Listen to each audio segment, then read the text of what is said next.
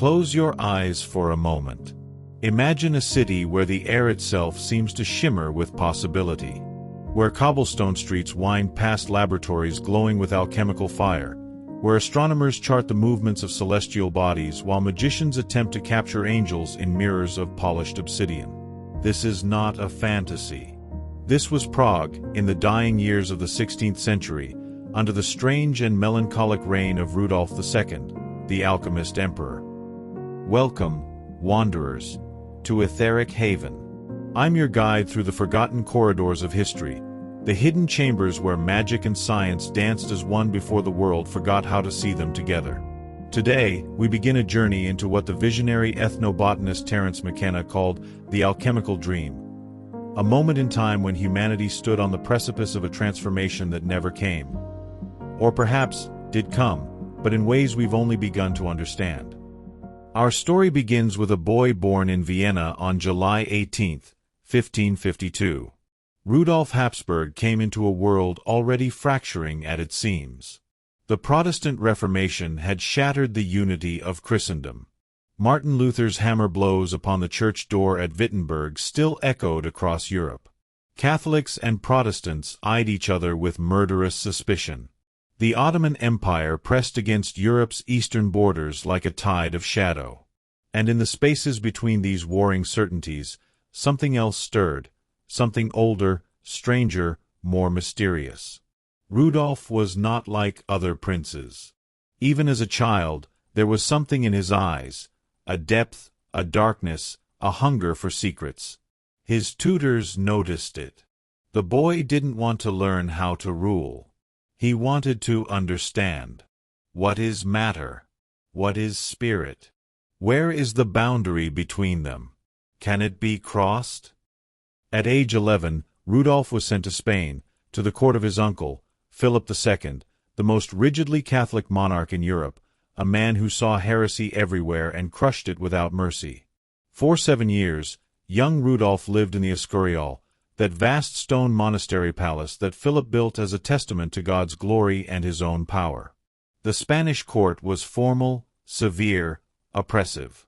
Rudolf learned to speak Spanish, to dress in black like a Spanish grandee, to move through the world with a careful, guarded stillness. But what was happening inside him? What dreams flickered behind those watchful eyes? In Spain, Rudolf had access to one of the greatest libraries in the world. And there, in the dusty silence between Latin prayers and political intrigue, he found other books. Books that should not have been there. Books that whispered of Hermes Trismegistus, the thrice great, who the ancients claimed had walked the earth when the pyramids were young. Books that described how the macrocosm of the heavens mirrors the microcosm of the human body. As above, so below. Texts of alchemy that promised the Philosopher's Stone could transmute not just base metals into gold, but human consciousness into something divine. Rudolf was 17 when he returned to Vienna in 1571. He was changed. He wore Spanish fashion, the severe black doublet, the elaborate white ruff at his neck. He spoke Spanish in preference to German. But more than this, he had acquired something his father, Emperor Maximilian II, did not understand: an obsession. Maximilian was a pragmatist, a man trying to hold together an empire by walking a tightrope between Catholic and Protestant factions. He believed in tolerance, in finding the middle way. When challenged about his own faith, he would say simply, "I am a Christian," refusing to be pinned to either side. But Rudolf believed in something else entirely. He believed in transformation. On October 12, 1576, Maximilian died, and Rudolf ascended to become Holy Roman Emperor at age 24. He was now the most powerful man in Central Europe, King of Bohemia, King of Hungary, ruler of vast territories stretching from the Alps to the borders of Poland. Princes, bishops, generals, they all looked to him for leadership in a world tearing itself apart over religious difference. Rudolf looked at them, and saw only distractions from his true work. For 7 years he tried to rule from Vienna, the traditional seat of Habsburg power. But Vienna suffocated him. There were too many relatives there. his scheming brother Matthias, his Spanish courtiers, his Catholic advisers constantly pressuring him to take sides, to marry, to produce an heir, to conform. They wanted a warrior king to lead crusades against the Turks. They wanted a Catholic champion to crush Protestant heresy. They wanted him to be anything other than what he was becoming. In 1583, Rudolf made a decision that would transform European history. He moved the entire imperial court from Vienna to Prague. Prague, the Golden City, the city of 100 spires, the ancient capital of Bohemia, built on 7 hills above the Vltava River. A city already steeped in legend, in mystery, in magic. A city where, it was whispered, the old ways still lived in the shadows.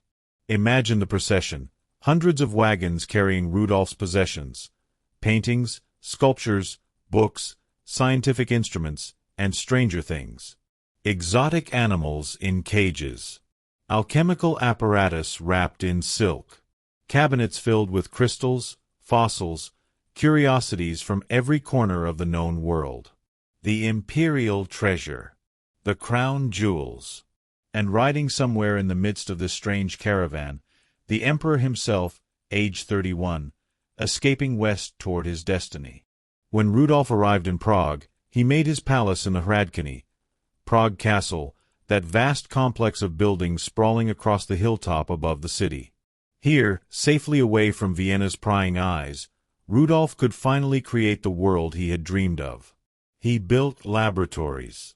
He commissioned additions to the castle, long galleries to house his growing collections, private chambers for his most secret work. In the narrow lane that would come to be called Golden Lane, he installed alchemists in tiny houses, giving them salaries, equipment, protection. Here they could work their art without fear of persecution, for elsewhere in Europe, alchemists were often arrested as frauds, or worse, burned as sorcerers. But Rudolf believed. Oh, how he believed! What was alchemy? To the modern mind, trained in the hard certainties of chemistry and physics, alchemy seems like nothing more than a delusion. Foolish men trying to turn lead into gold, chasing impossible dreams. But to Rudolf and his contemporaries, alchemy was something far more profound. Alchemy was a technology of consciousness. The alchemists believed that matter and spirit were not separate things but two aspects of a single reality. They believed that everything in the universe, metals, plants, animals, humans, angels, existed on a great chain of being, each thing yearning to rise toward the divine. Gold was not just valuable because it was rare. It was precious because it was perfected matter, the end point of a cosmic process of refinement that all metals were slowly, over centuries and millennia, trying to achieve within the earth. And if this was true for metals, might it not also be true for human souls? The philosopher's stone, that mysterious substance that could transmute lead into gold, was simultaneously a material object and a metaphor. To create it, the alchemist had to undergo his own inner transformation, purifying himself through meditation, through ritual, through long hours in the laboratory watching substances dissolve and recombine. The work on matter and the work on the self were inseparable. As above, so below. The macrocosm reflected in the microcosm. The movements of the planets influencing events on Earth. The structure of the soul mirroring the structure of the cosmos. This was the worldview that Rudolf embraced. And in Prague, he set out to prove it. In August of 1584, 2 Englishmen arrived at Prague Castle seeking an audience with the emperor. They came from Poland, where they had attempted to convince King Stefan Bathory of the cosmic importance of their work. The Poles had been skeptical. Rudolf, they hoped, would be different. The first man was Dr. John Dee, mathematician, navigator, philosopher, and advisor to Queen Elizabeth I herself. Some whispered he had been her spymaster, signing his coded letters to her as 007. He possessed one of the finest libraries in England, filled with books on mathematics, astronomy, navigation, and stranger subjects still, Kabbalah, angelic hierarchies, the secret language of creation itself. The second man called himself Edward Talbot, though that was not his real name. His actual name was Edward Kelley, and he had fled England after being convicted of forgery. The punishment had been severe. Both his ears had been cut off by the executioner. Now he hid this disfigurement beneath flowing locks of hair and an elaborate hat. But Kelley possessed something Dee desperately needed, the ability, or so he claimed, to speak with angels. For years, Dee had tried to contact celestial intelligences using a crystal ball, a polished obsidian mirror, methods described in ancient grimoires. He believed angels could teach him the original language of creation, the words Adam spoke in Eden before the fall, the sounds that could command matter itself. But his attempts had failed.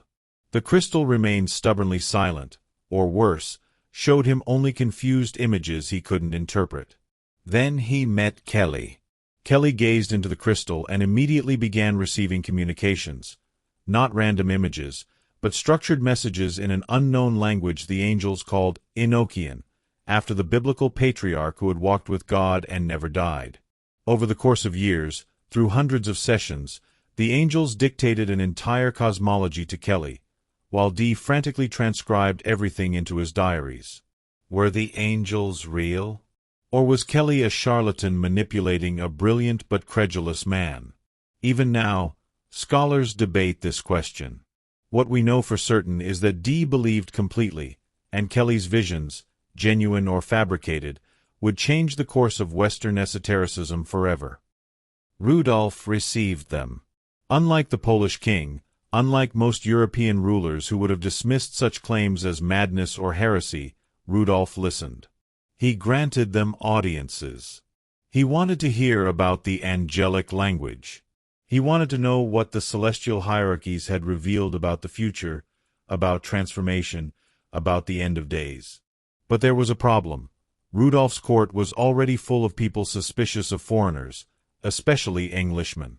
England was Protestant. Elizabeth was the great enemy of Catholic Spain. Were Dee and Kelley spies? Were there angelic communications, cover for coded messages back to London? The whispers grew loud enough that Rudolf, paranoid by nature, began to doubt. Dee was asked to leave Prague. But not Kelley. Rudolf wanted to keep Kelley close, because Kelley claimed to possess something even more valuable than angelic conversations. He claimed to possess the secret of the Philosopher's Stone. Specifically, Kelley said he had acquired a mysterious red powder and a manuscript, the Book of Dunstan, from an innkeeper in Glastonbury, who had obtained them from tomb robbers who had broken into a bishop's grave. This powder, Kelley claimed, could transmute base metals into gold with just a tiny amount mixed with mercury. In 1586, Kelley performed a demonstration before Rudolf himself. Whether through sleight of hand, through some unknown chemical reaction, or through genuine alchemical transformation, we cannot know. But Rudolf believed he had witnessed the impossible. Mercury turning to gold before his eyes. After that, Kelley's position was secure. Rudolf ennobled him, granting him the title Knight of Imini and vast estates. The wealthy nobleman Willem of Rosenberg also became Kelley's patron, giving him a castle in Trebon where thick smoke from alchemical furnaces rose day and night from the chimneys. Dee, meanwhile, had been reduced to a secondary figure. The angels had told Kelley something that disturbed Dee greatly, that the two men must share everything, including their wives. Whether this was genuine spiritual instruction or Kelley's manipulation, it destroyed their partnership.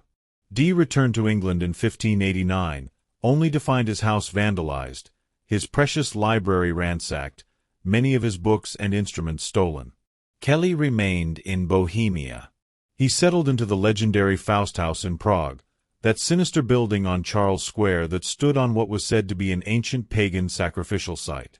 The house already had a reputation for dark magic, and Kelley's presence only deepened its legend. Even today, locals tell stories of Dr. Faust being dragged to hell through a hole in the ceiling of that very house. But Kelley's star would not shine forever. Rudolf grew impatient. He had given Kelley wealth, title, protection, and yet Kelley continually found excuses not to produce more gold. The powder was exhausted, he would say. The planetary alignments were wrong. He needed more time to rediscover the formula. Rudolf's patience had limits. In 1591, Kelley killed a man named Yuri Hunkler in a forbidden duel. He was arrested, imprisoned at Krivoklat Castle, and had his properties confiscated. Some historians believe Rudolf deliberately provoked the situation, that the duel was a convenient excuse to imprison an alchemist who was beginning to seem more charlatan than adept. In 1597 or 1598, Kelley died attempting to escape from prison, either falling or jumping from a window and dying of his injuries. So ended the strange saga of the Englishman who claimed to speak with angels and turn lead to gold. His legacy remains ambiguous. Was he a fraud who fooled an emperor? Or did he possess genuine knowledge that died with him? But while Kelley's star fell, other luminaries were rising in Rudolf's Prague. In 1599, a Danish nobleman arrived in Prague, a man with a copper nose. His name was Tycho Brahe, and he was the most famous astronomer in Europe. Born into Danish nobility in 1546, Tycho had lost part of his nose in a duel as a young man, a dispute over a mathematical formula that escalated into violence. He wore a prosthetic nose made of copper and silver, held in place by paste, giving him a distinctive and slightly otherworldly appearance. But it was not his nose that made him legendary. It was his eyes.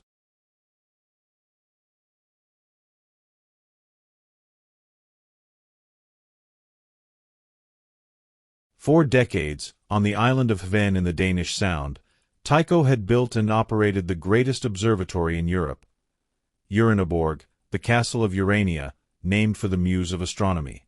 It was not merely an observatory but a palace of science. Laboratories, libraries, printing presses, workshops where the finest instrument makers in Europe crafted enormous sextants and quadrants of unprecedented precision. Night after night, year after year, Tycho and his assistants measured the positions of the stars and planets with an accuracy no one had achieved before. His observations were precise to within a single minute of arc, an astonishing achievement without telescopes, which had not yet been invented. He catalogued 777 stars. He tracked the movements of planets. He observed a supernova in 1572, proof that the supposedly immutable heavens could change, contradicting Aristotle's ancient cosmology. But in 1597, Tycho had been forced to leave Denmark. King Christian IV, unlike his father Frederick, had no interest in funding astronomical research. The new king stopped Tycho's salary, criticized his demands for money, and the church and nobility, never comfortable with a man who challenged Aristotle, turned against him. So Tycho, at age 50, loaded his instruments onto ships and left his observatory behind. He went to Rostock, then to Hamburg, searching for a patron wealthy enough and visionary enough to support his work. And Rudolf, hearing that Tycho Brahe was available, immediately invited him to Prague. Rudolf granted Tycho a castle at Banatki nad Jezeru, about 50 kilometers north of Prague, and gave him unlimited funding to rebuild his observatory. Later, Tycho moved closer, working from the Belvedere, the beautiful Renaissance summer palace in the gardens north of Prague Castle, where his enormous instruments could be set up to continue mapping the heavens. Rudolf visited often, not just to receive astrological predictions, though he demanded those constantly, but to talk, to ask questions, to understand what Tycho saw when he looked at the stars. And here, in these conversations between emperor and astronomer, something profound was happening. Rudolf was not merely a superstitious patron seeking horoscopes. He genuinely wanted to understand. He collected not just alchemical apparatus but also the finest astronomical instruments. He understood, in ways few of his contemporaries did, that alchemy and astronomy were connected. Both were attempts to understand the hidden order of creation. In February of 1600, a young German mathematician arrived in Prague, summoned by Tycho. His name was Johannes Kepler. Kepler was everything Tycho was not. Where Tycho was wealthy, noble, confident, Kepler was poor, socially awkward, the son of a mercenary and a woman later accused of witchcraft. Where Tycho had perfect eyesight that allowed him to make precise naked-eye observations, Kepler was severely nearsighted. He could barely see the stars. But Kepler's mind, his mind was extraordinary. He was a mathematician of genius, capable of calculations that exhausted others. And unlike Tycho, who held to a modified geocentric model of the universe, Kepler was a Copernican. He believed Copernicus was right, that Earth moved around the sun, not the sun around Earth. When they met, the two men clashed immediately. Tycho was protective of his precious observational data, decades of measurements that represented his life's work. Kepler wanted access to all of it, particularly the observations of Mars, whose orbit refused to fit neatly into any circular model. Their relationship was tense, sometimes hostile. Tycho was old, defensive, aware his time was running out. Kepler was young, ambitious, impatient with the older man's possessiveness. They argued. They reconciled. Then they would argue again. But they worked together. In that observatory in Prague, on those cold nights measuring the position of Mars, something was being born, something that would eventually become modern astronomy. On October 24th, 1601, Tycho Brahe attended a banquet. According to accounts, he drank too much and felt it improper to excuse himself from the table. A noble was expected to maintain dignity even at the cost of discomfort. He held his bladder for hours. Days later, he was gravely ill. Whether from infection, bladder rupture, or poisoning, historians still debate. He died within 2 weeks. His last words, reportedly, were, "Let me not seem to have lived in vain." Rudolf was devastated. He granted Tycho a magnificent funeral and a tomb in the Church of Our Lady before Tin in Old Town Square, where his grave can still be seen today, the relief clearly showing the outline of his famous copper nose. And Rudolf appointed Johannes Kepler as imperial mathematician, giving him access to all of Tycho's observational data. Over the next decade, Kepler would use Tycho's measurements to develop his 3 laws of planetary motion, laws that would shatter the ancient belief in perfect circular orbits, revealing that planets move in ellipses. These laws would provide the foundation for Newton's theory of gravity and, ultimately, for our entire understanding of how the cosmos works. This was the strange alchemy of Rudolf's Prague. A charlatan alchemist with cut-off ears might be imprisoned, but his wild claims about angels seeded ideas that would influence occultism for centuries. A Danish astronomer with a copper nose and a German mathematician who could barely see the stars would together begin the transformation from medieval to modern astronomy. And through it all, Rudolf watched, funded, protected, collected, and brooded in his castle above the city. The emperor who believed that if he could just gather enough knowledge, enough wise men, enough secret manuscripts and alchemical apparatus, he could unlock the mystery of transformation itself. But what was Rudolf really seeking in all this? That question will lead us deeper still. What drove an emperor to surround himself with alchemists and astronomers, to spend fortunes on paintings and gemstones, to build room after room to house his ever-growing collection of wonders? To understand this, we must look not just at what Rudolf collected, but at who Rudolf was, and the darkness that lived within him. Rudolf never married. This was extraordinary for an emperor whose primary duty was to produce a legitimate heir to continue the Habsburg line. His relatives urged him constantly. Diplomatic negotiations for marriages were undertaken, with the Spanish infantas, with various German princesses. Rudolf would agree in principle, negotiations would proceed, and then nothing. He would withdraw, find excuses, let the negotiations collapse. He did have lovers, most notably Katharina Strata, daughter of his court antiquarian Jacopo Strata. With her, Rudolf fathered at least 6 illegitimate children. But he would not marry her, she was not royal. And he would not marry anyone royal either. But why? Some historians suggest Rudolf feared the intimacy that marriage would require, that he was too withdrawn, too private, too controlled by his obsessions to share his life with a wife. Others point to something darker. Rudolf knew what ran in his bloodline. He had seen it firsthand. His great-grandmother was Joanna of Castile, known to history as Joanna the Mad. The Habsburgs had been intermarrying for generations, cousins marrying cousins, uncles marrying nieces, concentrating not just their wealth and political power but also their genetic vulnerabilities. Mental illness ran through the family like a dark river beneath bright courts and golden crowns. Rudolf's own cousin, Don Carlos of Spain, had suffered from severe mental disturbance, violent rages, paranoid delusions. He had died young, possibly murdered by his own father, Philip II, to prevent him from causing more damage. And Rudolf himself. Rudolf suffered from what they called melancholy in those days. We might now recognize it as severe depression, possibly complicated by other conditions, anxiety, paranoia, perhaps even schizophrenia in his later years. From around the year 1600, Rudolf's struggles with mental illness increasingly overshadowed his reign. He would withdraw for weeks at a time, refusing to see anyone, even ministers with urgent state business.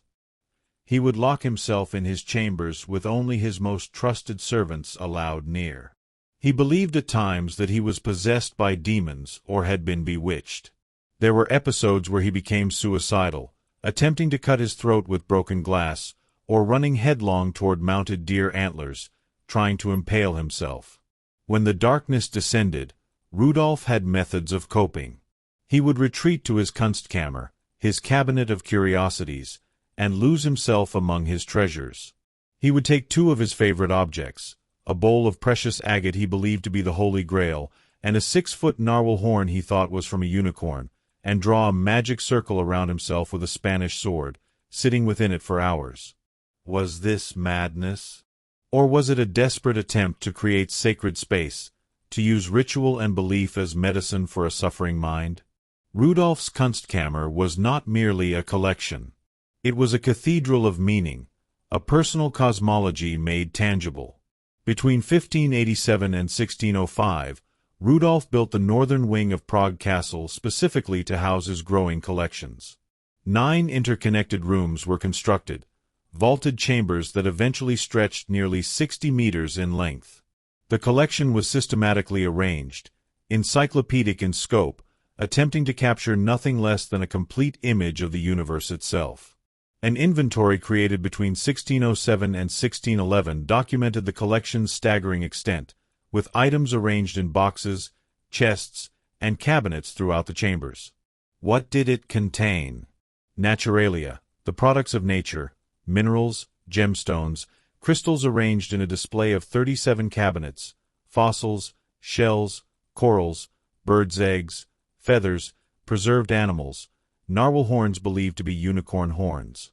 Rudolf claimed to possess a grain of earth from which God created Adam, 2 nails from Noah's Ark, even a basilisk and dragons. Artificialia, the products of human hands, paintings by Dürer, Bruegel, Raphael, Correggio, Titian. Hundreds of paintings, eventually thousands. Sculptures in bronze and marble. Objects carved from precious stones, vessels of agate and crystal, works in ivory and amber, elaborate clockwork mechanisms, automata that moved as if alive. The famous celestial globe with clockwork by Gerhard Moser, showing the heavens turning in miniature. Scientifica, instruments representing humanity's domination of nature. Astrolabes, quadrants, telescopes, mathematical instruments, clocks and watches of incredible complexity. And stranger things still, bezoar stones taken from the stomachs of animals, believed to cure poison. Mandrake roots, their forked shapes resembling human bodies, said to possess magical properties. Rudolf employed a court gemologist and physician, Anselmus Boetius de Boot, to curate the collection and catalog it scientifically.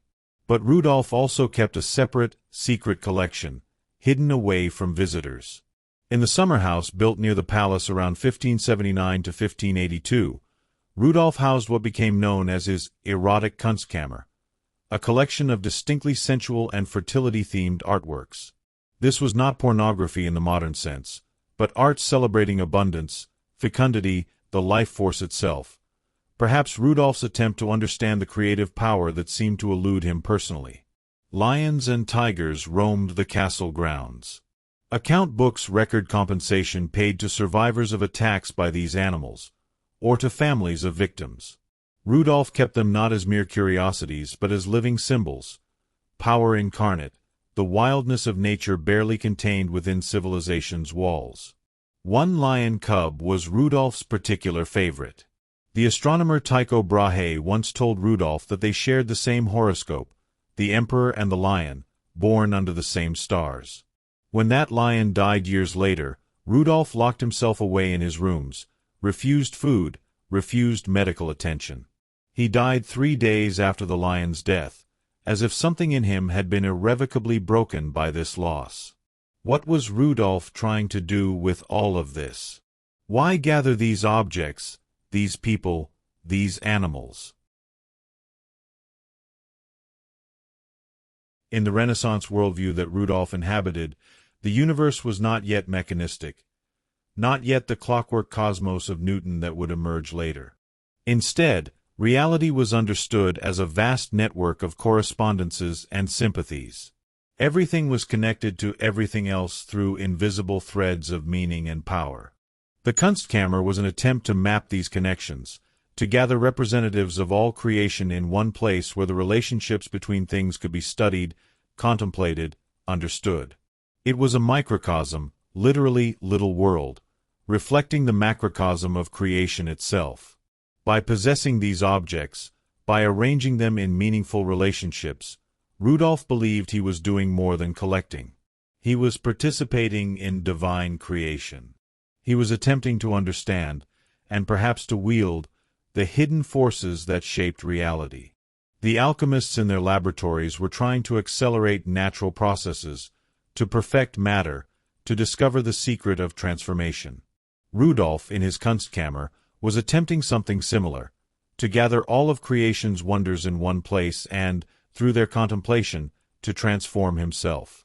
Remember, alchemy was not primarily about making gold. It was about making the Philosopher's Stone, which was simultaneously a material substance and a state of consciousness, enlightenment made tangible. The alchemist who successfully created the stone would have transcended human limitations, achieving a kind of immortality not just of the body but of the soul. Rudolf, surrounded by his collections, was conducting his own alchemical operation.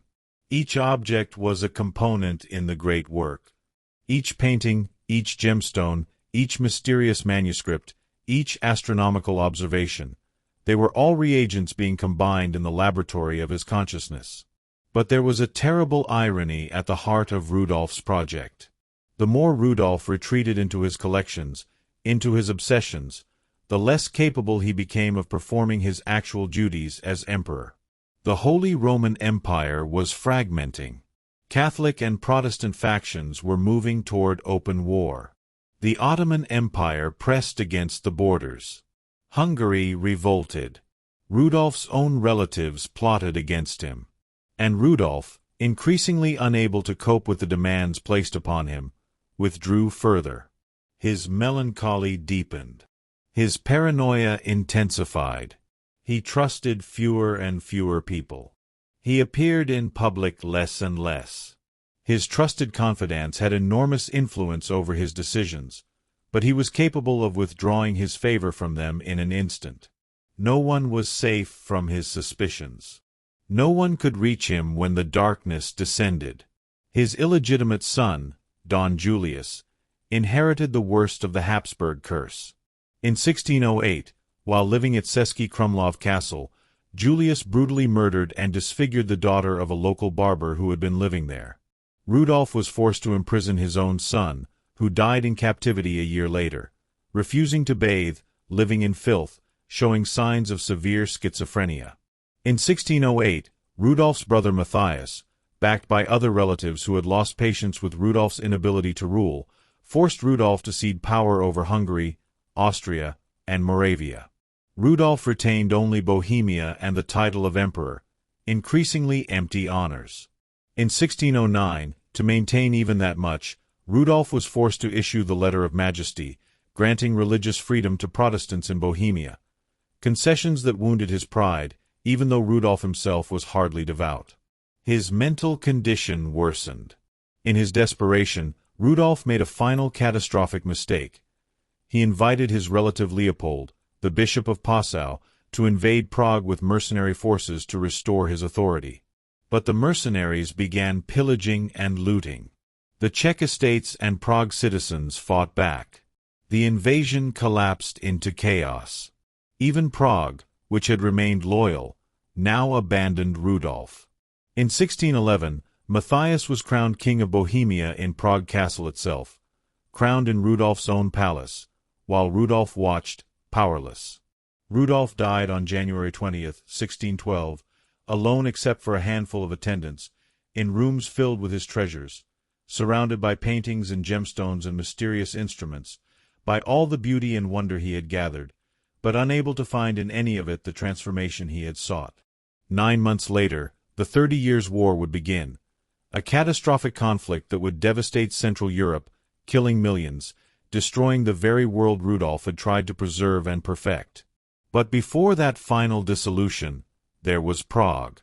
There was the moment, brief, fragile, incandescent, when alchemy and astronomy walked side by side, when artists and scientists gathered under imperial patronage, when the old magical worldview and the emerging scientific one existed together, not yet having diverged into the separate realms they would become.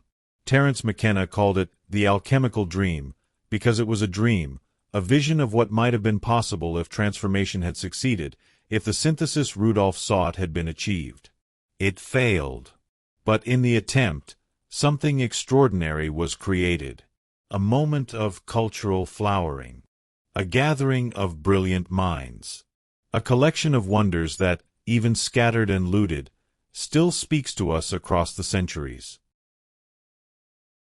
After Rudolf had died in January 1612, his collection remained in Prague Castle, a testament to his vision even if his empire had crumbled around him. For 36 years after his death, the treasures stayed there. Paintings by Dürer and Bruegel, astronomical instruments, gemstones, manuscripts, the precious books he had collected from across Europe. And then, on July 26, 1648, everything changed. The 30 Years' War, that catastrophic religious conflict that devastated Central Europe, was finally ending. Negotiations for the Peace of Westphalia were already concluded. The treaty would be signed in October. After 3 decades of warfare that had killed millions, destroyed cities, and depopulated entire regions, peace was at hand.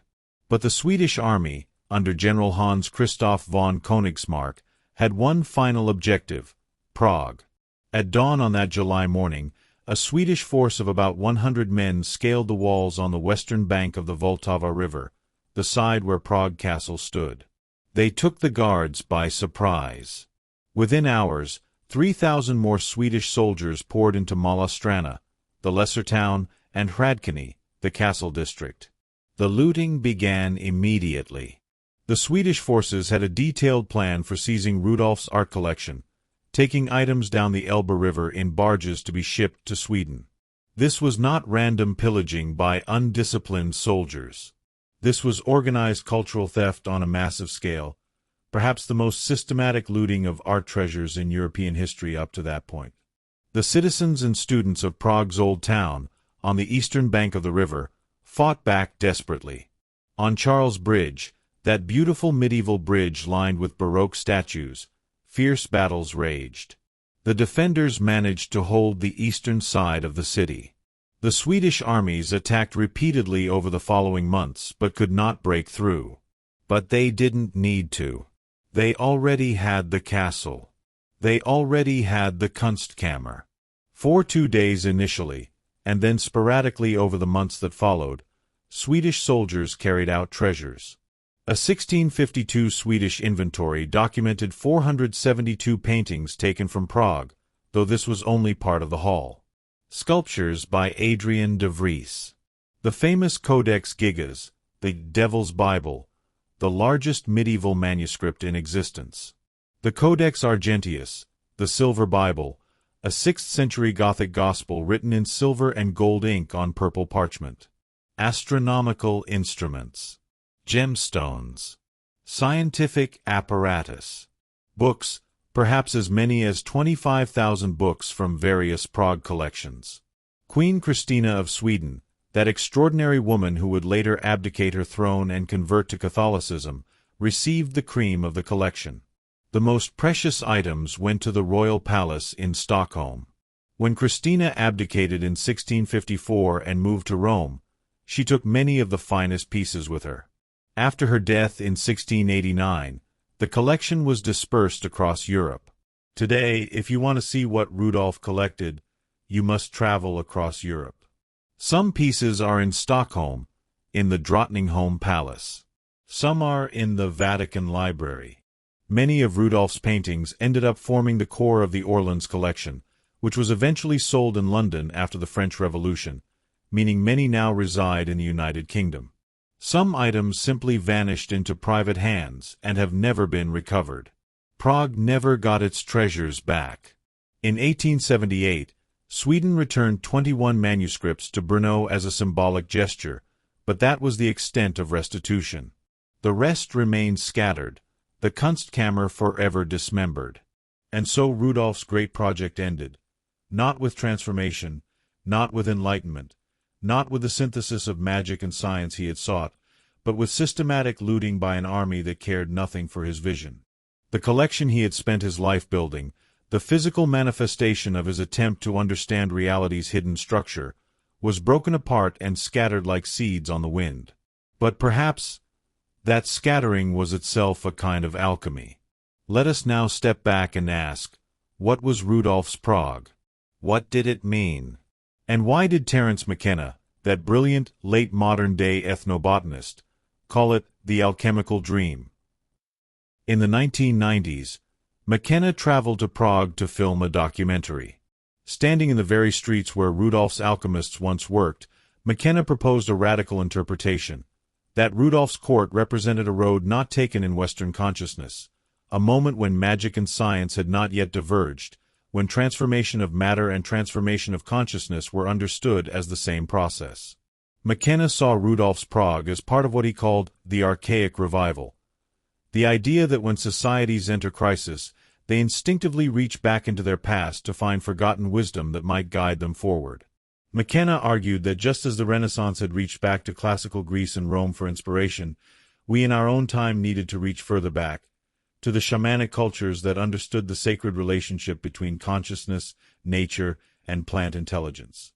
And Rudolf's Prague, he suggested, was an earlier attempt at exactly this kind of revival. Think about it. Rudolf gathered around him people who still understood the old gnosis, the Hermetic philosophy, the Kabbalistic mysteries, the alchemical arts. These weren't superstitions. They were technologies of consciousness, methods for exploring and transforming awareness that our culture has largely forgotten. In McKenna's view, the Renaissance that followed Rudolf's court, the scientific revolution, the Enlightenment, the rise of rationalism, represented both a triumph and a tragedy. Yes, we gained enormous power over nature through the scientific method. We learned to measure, to predict, to manipulate the physical world with unprecedented precision. But in the process, we lost something vital. We lost the understanding that consciousness itself is primary, that mind and matter are not separate categories but interpenetrating dimensions of a unified reality. We lost the technologies for directly exploring consciousness. We lost the shamanic wisdom that indigenous cultures maintained for tens of thousands of years. We gained Newton's mechanics, but lost the philosopher's stone, not as a literal substance, but as a metaphor for the transformation of consciousness itself. Rudolf's court was the last moment when someone in a position of enormous power and wealth actually believed in, actually funded, the project of cosmic transformation. After him, magic and science split into separate streams. Magic became occultism, increasingly marginalized, relegated to secret societies and underground traditions. Science became materialism, increasingly powerful but divorced from questions of meaning, value, purpose. The world we inherited is the result of that split. And yet, the knowledge didn't completely die. The alchemists' manuscripts survived. The Hermetic texts were preserved. The Kabbalistic teachings continued to be studied. The grimoires passed from hand to hand through the centuries. And in the 20th century, something extraordinary began to happen. Figures like Carl Jung rediscovered alchemy, not as chemistry but as psychology, as a map of individuation and self-realization. The Dead Sea Scrolls were found in 1947, revealing the Essene mysteries.